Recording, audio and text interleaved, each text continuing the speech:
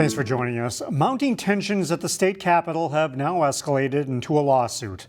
The House DFL is suing House Republicans, saying they had no legal authority to conduct business this week in the absence of a quorum. Secretary of State Steve Simon adjourned the session Tuesday, saying the required threshold of 68 members was not met. House Republicans disagree and say only 67 members are needed. They went on to elect Lisa Damuth as House Speaker. The House DFL suit asked the Minnesota Supreme Court to rule that Republicans acted unlawfully. It's the first time in state history one legislative party has denied a quorum. DFLers believe had they shown up, Republicans would have voted to remove a DFL House member from office, while Republicans hold a temporary one-seat edge. Meanwhile, Plymouth swore in new council members Tuesday, including one who said her thoughts were elsewhere.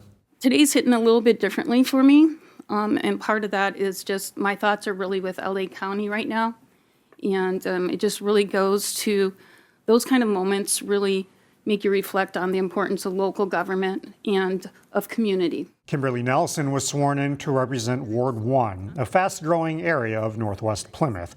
Also sworn in, Councilmember Scott Aldrich, who will represent Ward 3 in the southeast part of the city, and Joel Spoonheim, who will represent the entire city in the at-large seat.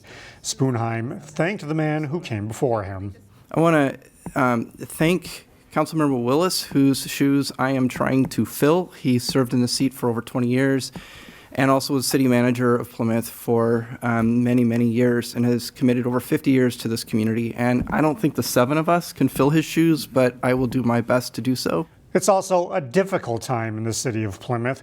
On Tuesday, Mayor Jeff Washy announced the passing of former councilmember Jim Davis.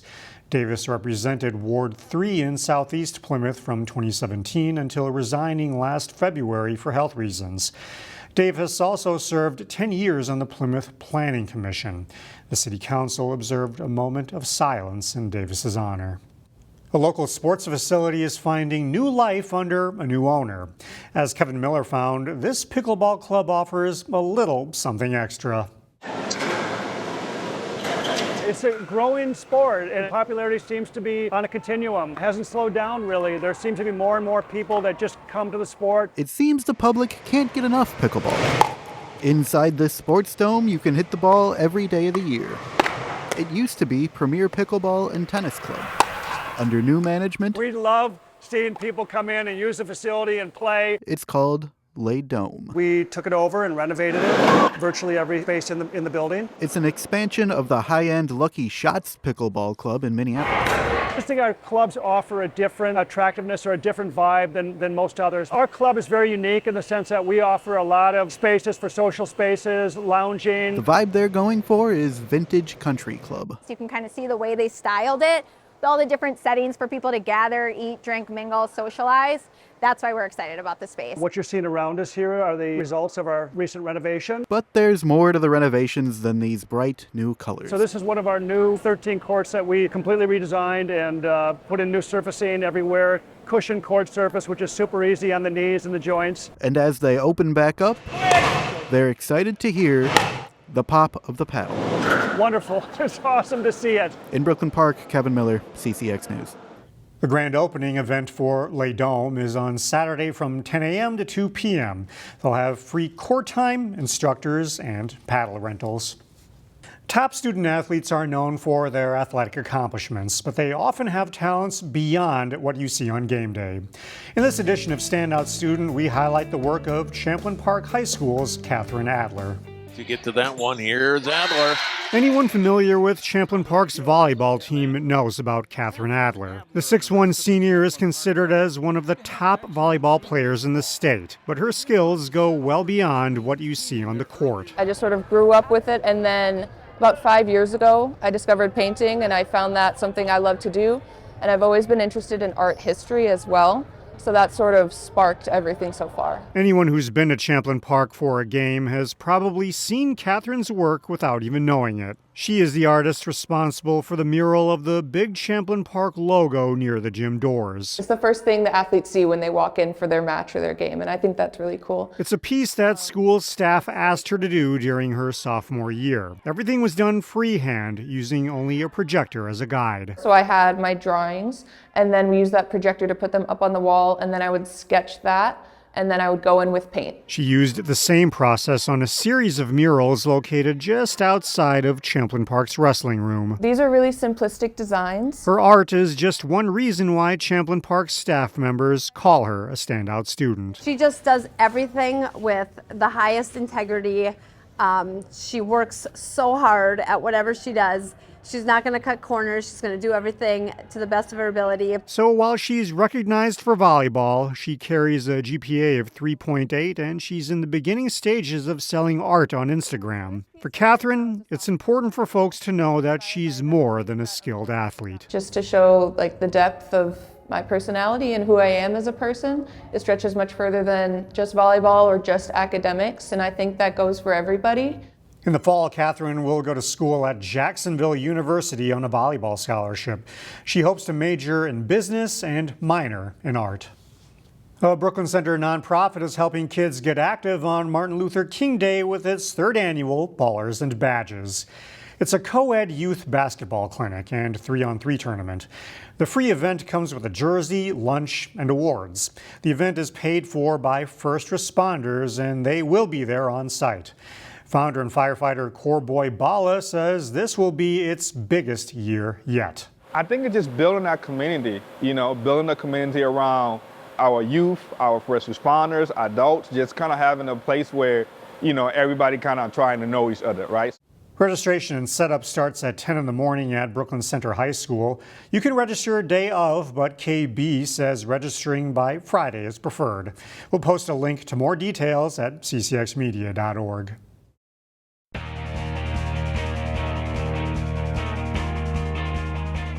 After a slow start to the season, the Cooper boys basketball team had won 3 straight games heading into their Tri-Metro Conference game against Holy Angels. Jay Wilcox has highlights. Cooper hosting Holy Angels in Tri-Metro Conference boys basketball. It's all Holy Angels early. Blake Nixon sinks the long 3 from the top of the key on his way to a big night. It's 13-4 Stars. Cooper gets going as Davion Ellison comes off the bench with the hot hand. He scores 8 first-half points. Cooper's within 22-17. Janiel Jones takes it coast to coast and avoids the charge, getting the layup and foul. He leads the Hawks with 13 points.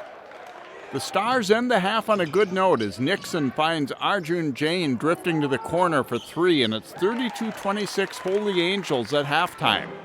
Cooper surges early in the second as A.J. Wiley Hunt gets the steal here and takes it all the way for 2 as Cooper takes its first lead 34-33. But Holy Angels settles in. Nice back cut for Nixon for the layup, and the Stars regain the lead. Jane brings the offensive rebound back out and gets a return pass in the corner for 3 of his 16 points. It's 56-43 Stars. They use the shot clock to perfection as Jane finds Nixon for 3 of his 32, and Holy Angels wins it 62-50 over Cooper. Jay Wilcox, CCX Sports. The Heritage Christian Academy boys basketball team reached the Class A state tournament for the first time last season in 8 years. With most of the same lineup back, they're looking pretty strong again so far this year. The Eagles shooting for their 9th win of the season at home Tuesday against Eagle Ridge Academy. Abu Tarawali spins into the lane and with a soft touch and some help from the rim gets this shot to fall. A 9-0 scoring run for HCA and they lead it 15-6.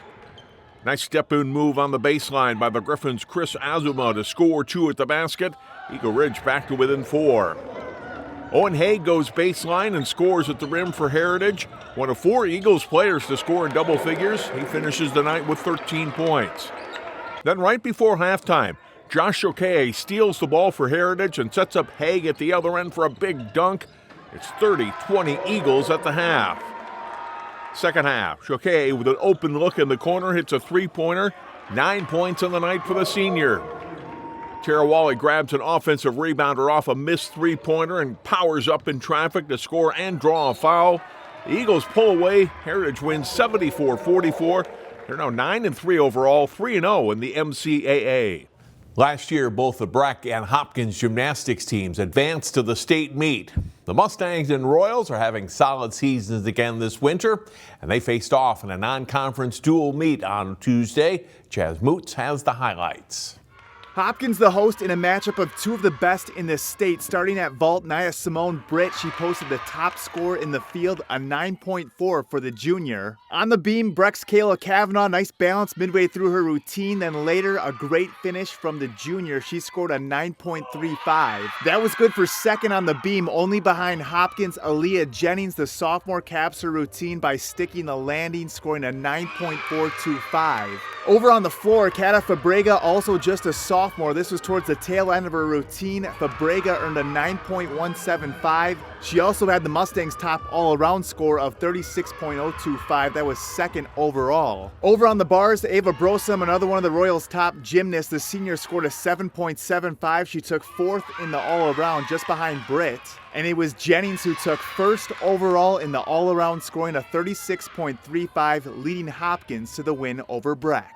In Minnetonka, Chaz Moots, CCX Sports.